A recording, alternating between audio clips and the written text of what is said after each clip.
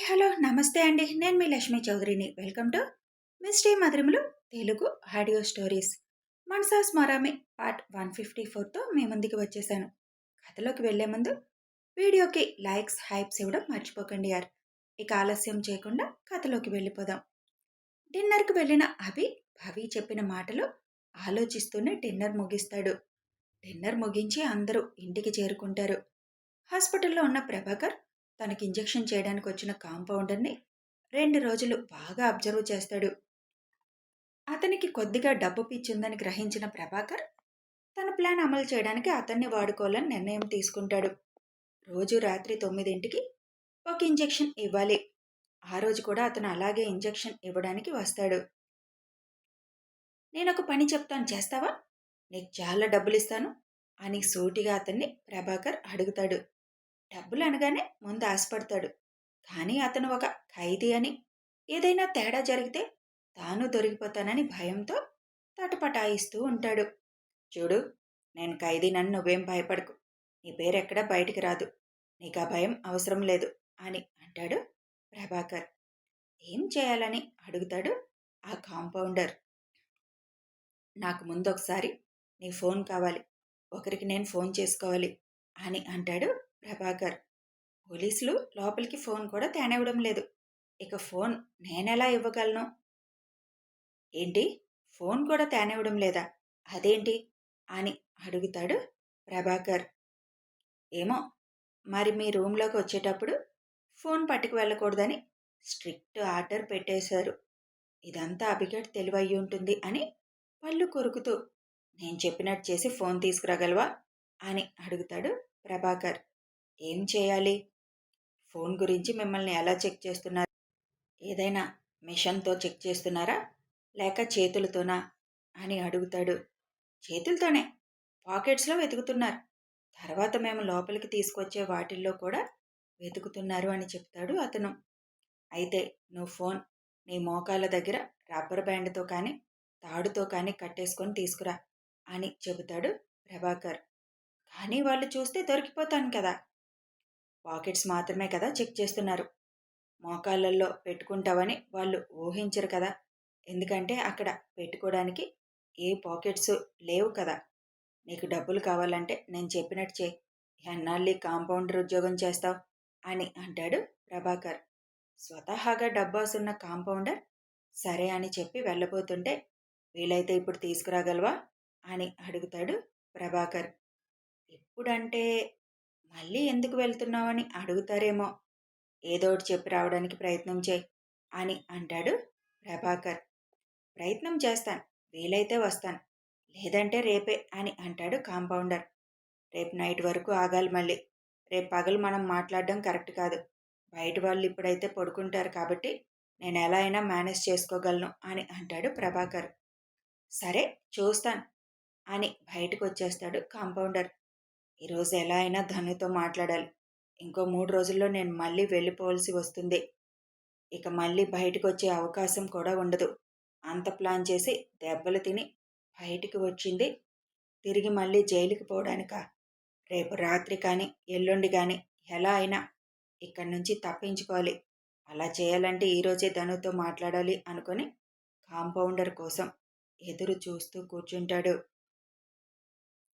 ధనుంజయ్ రూమ్లో కూర్చొని, కొద్దిలో మిస్ అయ్యాను, లేకపోతే దాన్ని చంపేసేవాడిని. ఈ రోజుతో నా పగ తీరిపోయేది అని జరిగింది గుర్తు చేసుకుంటాడు ధనుంజయ్.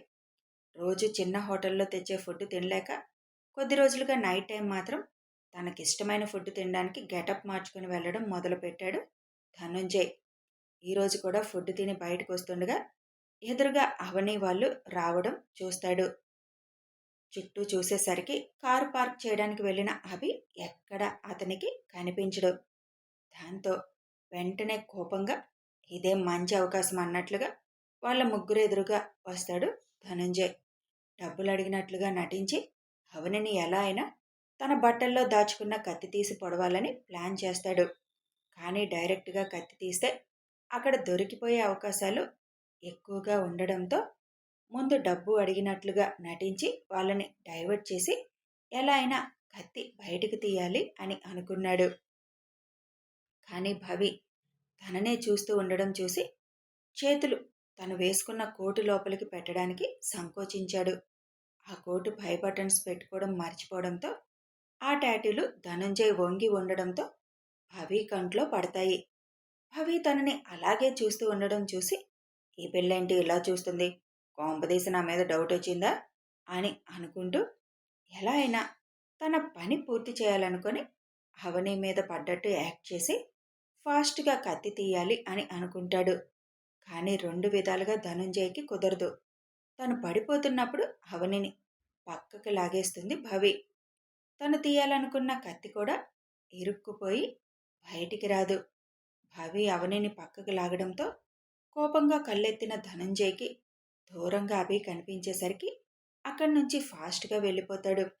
అదంతా గుర్తు చేసుకొని, ఛ, దొరికిన అవకాశాన్ని వదులుకున్నాను. లేదంటే ఎవరి హెల్ప్ తీసుకోకుండానే ఇవాల్టితో నా పగ తీరిపోయేది. దానికి ఆయుష్ గట్టిగా ఉన్నట్టుంది. తప్పించుకుంది. ఎంత తప్పించుకున్నా చావడం మాత్రం ఖాయం అనుకుంటాడు ధనంజయ్.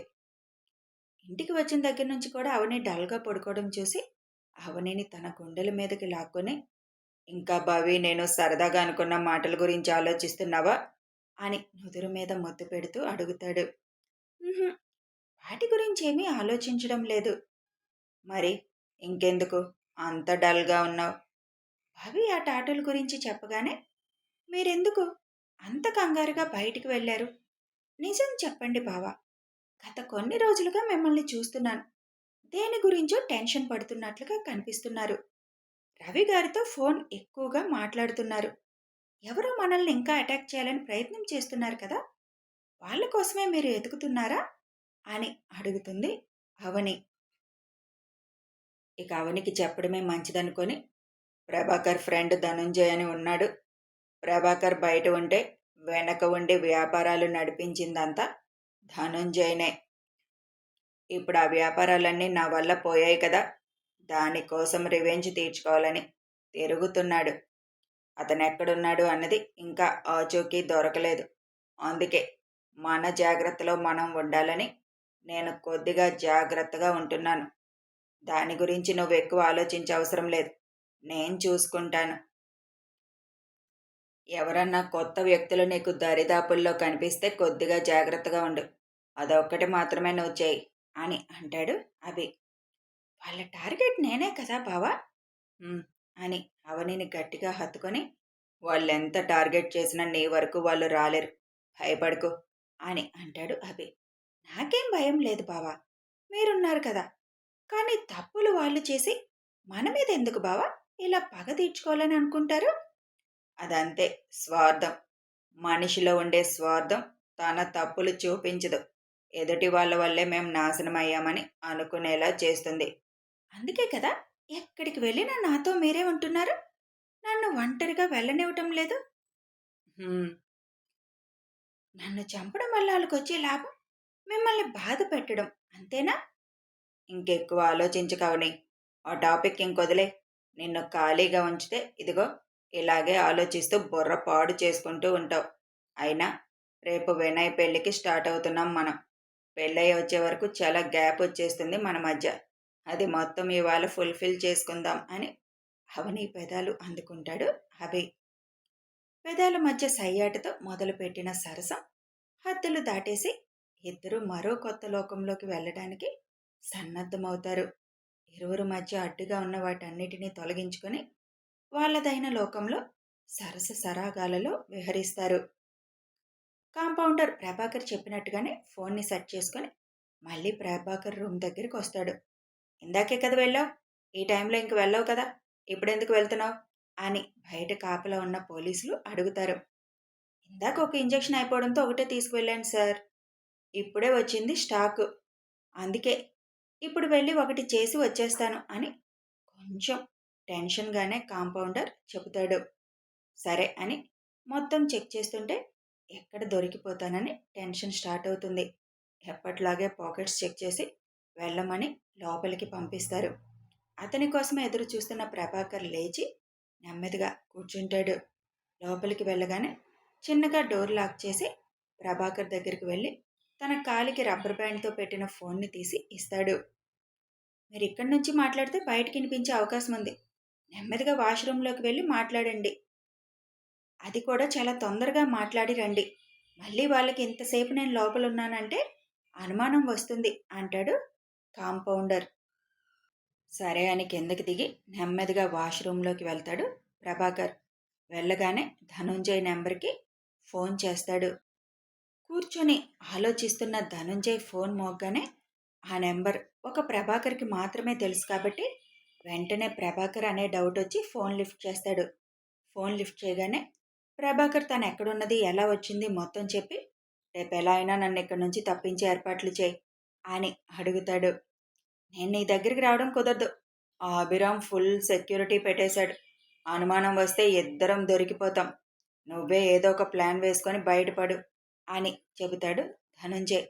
సరే, బయటేంటి అప్డేట్స్? అవనిని చంపడానికి అవకాశాలు ఏమైనా మనకు అనుకూలంగా ఉన్నాయా?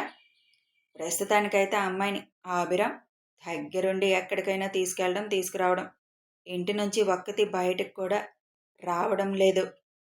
కానీ 3 రోజుల్లో తెనాలి దగ్గర ఊర్లో అతని ఫ్రెండ్ పెళ్ళి అని చెబుతాడు ధనుంజయ్. ఇంకే మంచి అవకాశం దొరికింది కదా, ఆ పెళ్లిలోనే దాన్ని ఖతం చేద్దాం. పల్లెటూరులో పెళ్లి కాబట్టి జనాల తాకిడి ఎక్కువగానే ఉంటుంది. ఆ టైంలో మనకి బాగానే అవకాశం దొరుకుతుంది. ఎవరి హడావుల్లో వాళ్ళు ఉంటారు కాబట్టి మనం సులభంగా పని పూర్తి చేయొచ్చు. దాని తల్లి తండ్రి ఎక్కడ చచ్చారో అక్కడే దాన్ని కూడా చంపేస్తే పీడ వదిలిపోతుంది. అప్పుడు ఎలాగో బతికిపోయింది. ఈసారి మాత్రం చంపకుండా వదిలేదే లేదు. రేపు నైట్ ఇక్కడి నుంచి నేను ఎలా అయినా బయటపడతాను. బయటపడ్డాక నీకు ఫోన్ చేస్తాను. ఏం చేయాలన్నది అప్పుడు ప్లాన్ చేద్దామని ఈ నెంబర్ గల అబ్బాయి నీకు ఫోన్ చేస్తాడు. అతనికి కొద్దిగా డబ్బులు ఇచ్చేసాయి. అతని ద్వారానే రేపు నేను బయటపడాలి. ఈ రాత్రికే నిన్ను కలుస్తాడు అని అంటాడు ప్రభాకర్. సరే పంపించు అని చెప్పి నువ్వు బయటపడేటప్పుడు చాలా జాగ్రత్తగా బయటపడాలి. లేకపోతే ముఖేష్కి ఏం జరిగిందో తెలిసే ఉంటుంది కదా, నువ్వు కూడా ప్రమాదంలో పడతావు అని హెచ్చరిస్తాడు ధనుంజయ్. అదంతా నేను చూసుకుంటాను, కానీ నువ్వు ఒక పని చేయి. రేపు ఉదయాన్నే బయలుదేరి పెళ్లి జరిగే ఊరు వెళ్ళిపో. అక్కడే మాటువేయి. నేను కూడా ఏదో ఒక విధంగా అక్కడికే వస్తాను అని చెప్పి రేపు తప్పించుకున్నాకే మళ్ళీ నీకు ఫోన్ చేస్తానని ఫోన్ కట్ చేస్తాడు ప్రభాకర్. అమ్మయ్య, ఈ ప్రభాకర్ వస్తే వాడి కన్నింగ్ తెలివితేటలతో దాన్ని ఎలా అయినా లేపేయాలి. తర్వాత నేను తప్పించుకొని వాడు పోలీసులకి దొరికేలా చేసేయాలి. అప్పుడే నా మీద అనుమానం రాదు అనుకొని నవ్వుకుంటాడు ధనుంజయ్.